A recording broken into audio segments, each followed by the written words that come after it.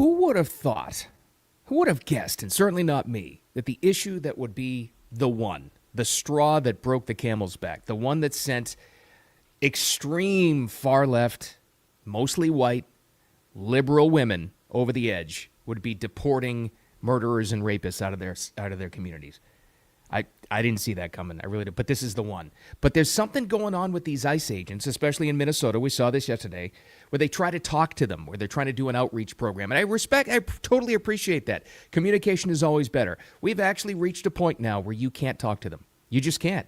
And this is factual. I mean, we have to call it out for what it is. Look at what we're seeing mostly with the rioters, the anti-ICE rioters in especially Minneapolis. And we saw it last week with the lady that jumped in front of the car and got shot. White, liberal women. There's something way deeper than what they're trying to do here. It's funded by somebody, but they are, it's over the edge. But I'll show you an ICE officer trying to actually communicate with her, and it's going nowhere. And they can't. I valiant effort, but that's not going to work.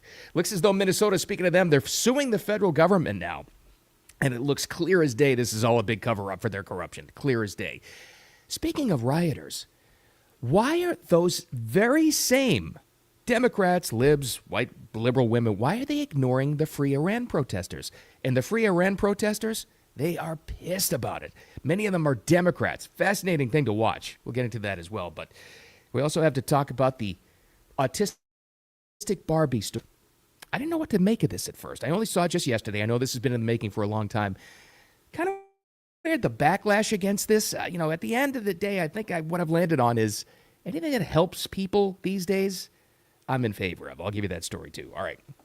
Long setup. I apologize. We'll get right to it. But thanks for finding the Wicked Radio live stream and replay right here on X and YouTube and Facebook, and then the audio podcast and all that good stuff.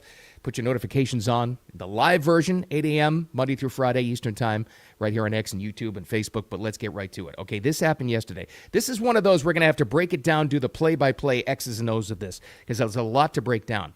There seems to be a concerted effort, and I applaud that. I appreciate it, by ICE officers and the Department of Homeland Security to reach out and try to communicate and talk to some of these, let's face it, insane, crazy white female protesters. That's don't get mad at me. You look at the video. That's predominantly what's here, okay? So they seem to be willing and trying to reach out to them. I think it's beyond that. I just really do. And this is video proof. Again, here's one of them trying to talk to this lady, right? As she's protesting and throwing things and blocking ICE agents and hopefully not jumping in front of a car like the other one last week. We'll take it step by step. You tell me if you think this is salvageable, because about the fact that a U.S. citizen was murdered by ICE. The way I feel is I watched the video on multiple different angles. That is not a feeling. How do you feel? Feel it here in your... This is where I have to stop it for the first one. This is where she's coming from, as you can hear there and see plainly. No, it's about forget.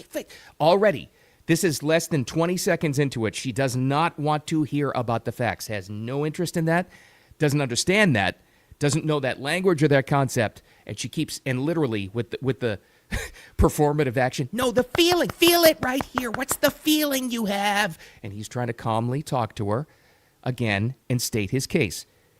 It's already a lost cause. You see where I'm going with this? She will not, cannot, is not capable of understanding the facts of the case. Okay, and like I was saying... Your immigrant mother. Right. Feel it in your heart. I do. Okay, at the end of the so day, don't tell me what you saw or what you watched. If someone tried to run me over, I would have done the same feeling. thing. I would have done the same thing. Not so that's a feeling. how I feel. I feel perfectly fine. That's not a feeling. I feel fine. We're so used to being antagonized that it's just one of those things where you don't really entertain it. I'm having a conversation with you because we've been real respectful. That's all it is. That's how I was trying. But every single time...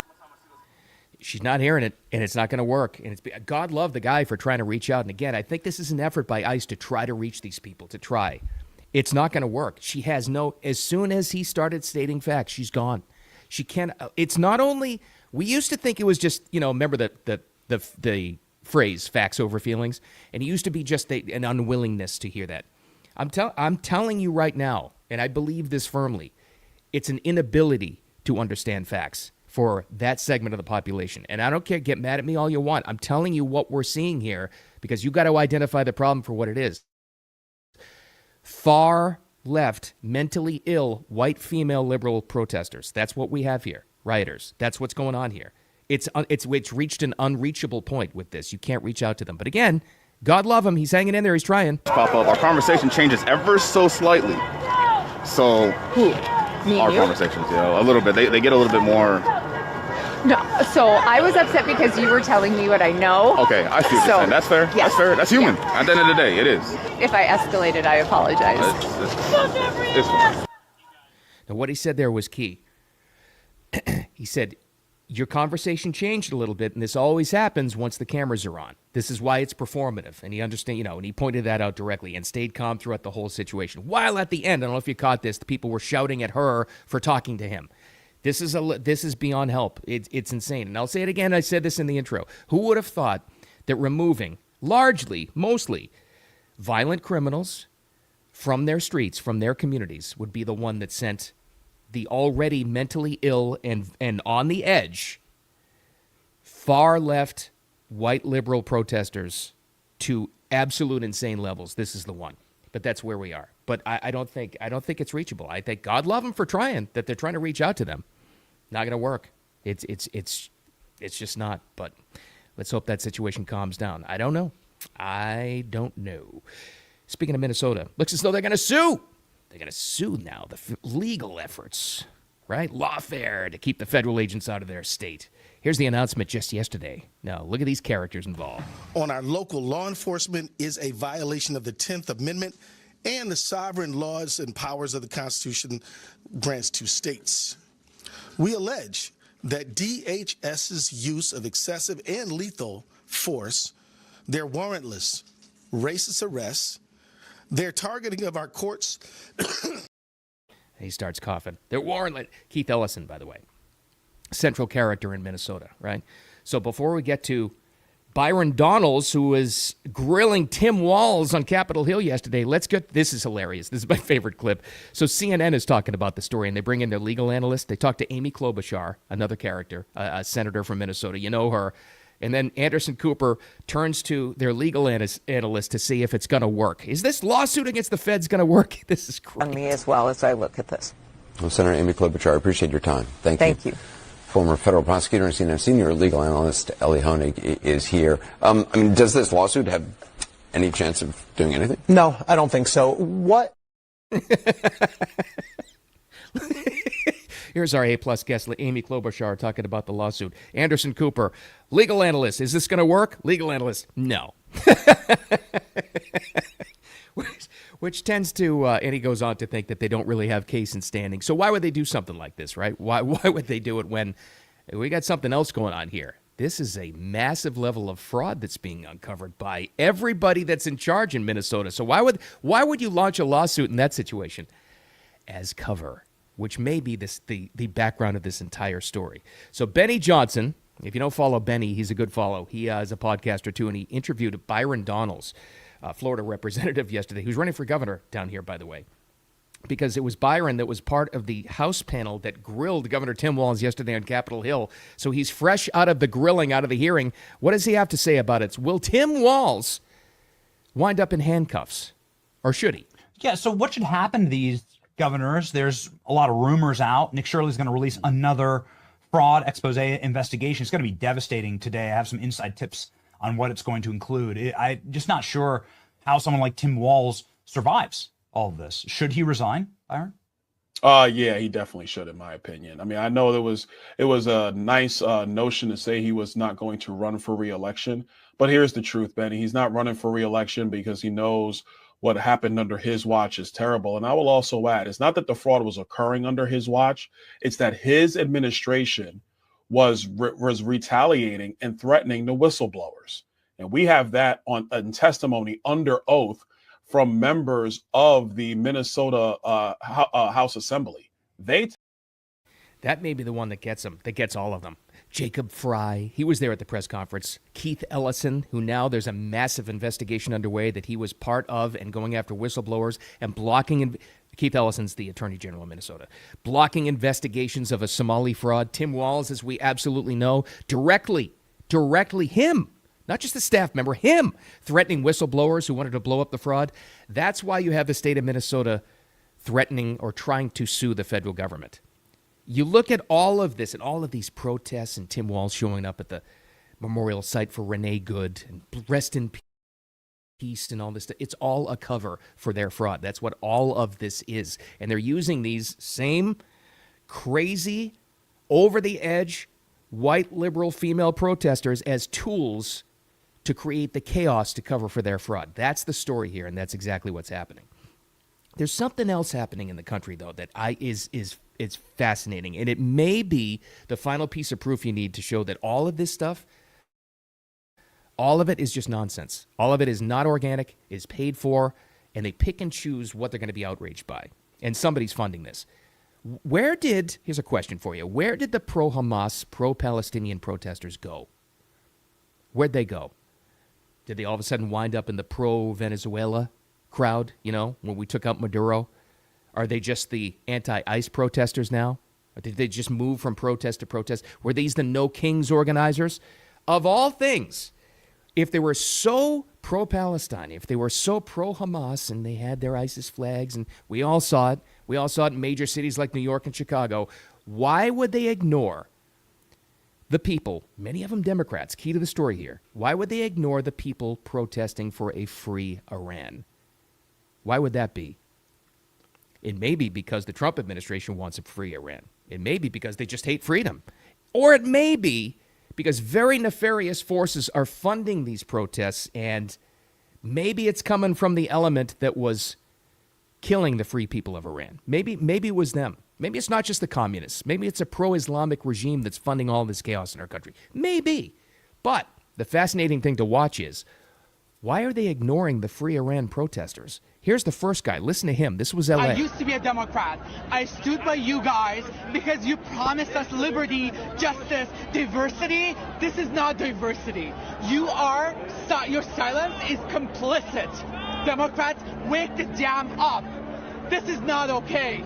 Iranian people right now, they're in prison. That's actually happening, by the way. The update, if you haven't paid attention to this kind of stuff. So we've all looked at the massive freedom protests for the Iranian people against that Islamist, terrible, tyrannical regime. Now the pushback is happening. It's getting really ugly. They're killing a lot of freedom fighters. They just are. It's a bad thing. But listen to that guy and what he says. Now, I would imagine, and again, I just looking at him, listening to him, I would imagine he said he used to be a Democrat. He also sounds like he's gay. Just that's my takeaway on that. And he's pissed because the people he supported, all of these rallies, all of these causes before, he's getting completely ignored when it comes to his protest. And you have to ask yourself, why? Why are they ignoring that one? I don't know. That was L.A. over the weekend. This was just yesterday in New York City. Listen to this guy. The first autistic Barbie doll is... No, that's a different one. Mr. Mark Ruffalo, why are you talking about the ICE, that one single woman that died, that came in front of ICE? I don't understand where you guys want to take this with Gaza and Hamas and the Islamic Republic of Iran. Neither of you have lived under the Islamic Republic tyranny that you guys are talking about the death of one single woman that have came in front of an ICE agent, a police. And you guys are talking about, you guys have human rights. You guys have everything that you need in your life. We have been taken, our lives have been taken away from us. You guys have everything, and you guys once have one president in your... Again, listen to the points he makes. It's funny that he talked about Mark Ruffalo, we just had on the podcast yesterday, with his insane take about the Renee Good stickers and be good and all that other stuff. Where are they? Where is the support for American citizens right there? Many of them Democrats, this is key to the story, who are fighting for and protesting for a free Iran to support those people. But they're not getting any support now from the Democrat causes. Why would that be? Could it be that all of these causes, free Palestine, no kings, no dictators, don't invade Venezuela, all that stuff, maybe it's not on the level. Maybe it's not about freedom at all. Maybe it's designed to sow chaos in our country. Guy makes a good point, but it's fascinating to see. The lack of support from the Democrat Party or liberals or protesters, whatever you want to call them, the left, A lack of support for free Iran protests should tell you a lot, should tell us a lot. All of this stuff, all of these rallies, protests, and chaos, none of it means anything because none of it is organic. None of it is. If it was, they would support their fellow Democrats for a free Iran. But interestingly enough, they don't. We'll see. All right, sorry I played that clip a little bit too soon, but this is what I was getting at here. I didn't know what to make about this first, but it's making a lot of news, a lot of lifestyle, fluffy news, and because this affects parents and, toys for their daughters, maybe boys, I don't know. This is making a lot of news. It's the Autistic Barbie. Now, Barbie's done this before. They've had disabled Barbie. There was a deaf Ken. I think we were talking about that on the podcast one day. All different, trying to make it inclusive. The pushback on this has been kind of interesting. We know the rates of autism in the country. We know they're skyrocketing. Bobby Kennedy Jr. is trying to get to the bottom of that. He is. That's like his passion cause. And we know that. The pushback against this has been kind of interesting. And I didn't know what to make about this at first. But, I think my takeaway is, look, whatever helps parents in a tough situation, or even adults, if you happen to be autistic, I'm all for it. But anyway, here's the background of the story. The first Autistic Barbie doll is part of the Fashionistas line. The doll features flexible joints for stimming, which is a term for hand flapping or similar gestures that some people with autism use to express excitement or process sensory information. The Barbie comes with a fidget spinner, noise-canceling headphones, flat shoes, a flowy skirt for less fabric to skin contact, and a communication tablet to reflect various autistic experiences. Most of the reaction and the pushback online has been like, enough with the inclusion stuff. But guys, at the end of the day, do you care? It's a toy. It's like, and like I said, whenever I look at something like this is, it's like, that seems a little bit much, but it's also not my world. By the grace of God, I don't have autistic kids. Or I'm not, I don't think. Who knows?